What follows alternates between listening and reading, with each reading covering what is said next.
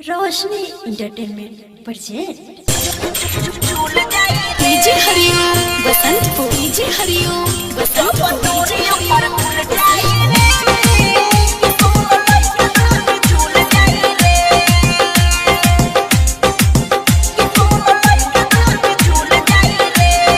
चोली तोर चोली छौंडी चोली तोर चोली जब डोरी ऊपर खुल जाई रे कि कोनो लइका धाके झूल जाई रे कि जब डोरी ऊपर खुल जाई रे कि कोनो लइका धाके झूल जाई रे छोटे चूकी चीत तोरा चोलिए के भीतर डाब दे हम तो खुल जाई रे कि कोनो लइका धाके झूल जाई रे डोरी ऊपर खुल जाई रे कि कोनो लइका धाके झूल जाई रे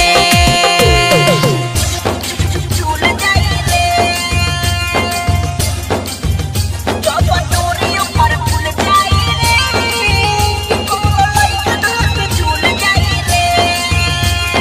डीजे हरिओम बसंतपुर डीजे हरिओम बसंतपुर डीजे हरिओम रिकॉर्डिंग स्टूडियो रोशनी म्यूजिक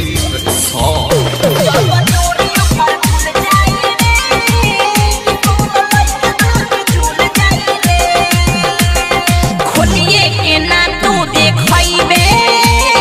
छोड़ी नाही हाथ जाइबे उतारले म तोहर नथुनिया आही माई आही चिलइबे करता दिन नखरा तू तो करता दिन नखरा बात कैसे हम भूल जाई रे कि कोनो लइका धाके झूल जाई रे कि जब डोरी ऊपर खुल जाई रे कि कोनो लइका धाके झूल जाई रे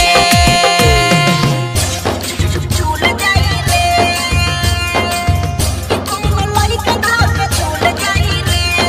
डीजे हरिओम बसंतपुर डीजे हरिओम बसंतपुर डीजे हरिओम बसंतपुर डीजे हरिओम